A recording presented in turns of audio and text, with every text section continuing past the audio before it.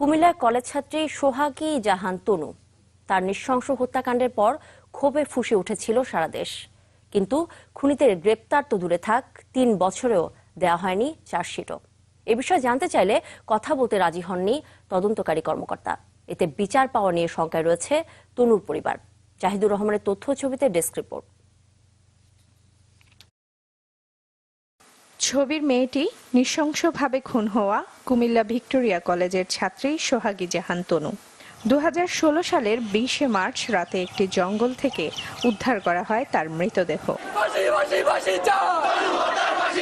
তনু হত্যার পর বিভিন্ন শিক্ষা প্রতিষ্ঠান, সামাজিক যোগাযোগ মাধ্যম সহ দেশ জুড়ে প্রতিবাদের ঝড় উঠেছিল। কিন্তু 3 বছর পার হয়ে গেলেও চিহ্নিত হয়নি হত্যাকারী। মরদেহের 2 দফা তদন্তকারী কর্মকর্তা পরিবর্তনের পরও জট খোলেনি রহস্যের। এরকম একটা ঘটনার বিচার হতে কতদিন সময় লাগে? আমরা চাই যে খুব দ্রুত এর বিচারটা হোক। তাকে খুন করা হলো, তার যথাযথ বিচার পাবো না, এই বিচারহীনতা সংস্কৃতি থেকে আমরা বেরিয়ে আসতে চাই। সংশ্লিষ্ট তদন্ত সংস্থাগুলি সুষ্ঠু তদন্ত করে দেখবে, এটা আমরা প্রত্যাশা করি।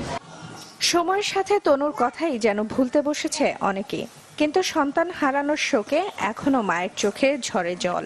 আশা দেখে যেতে পারবেন মেয়ের হত্যার বিচার।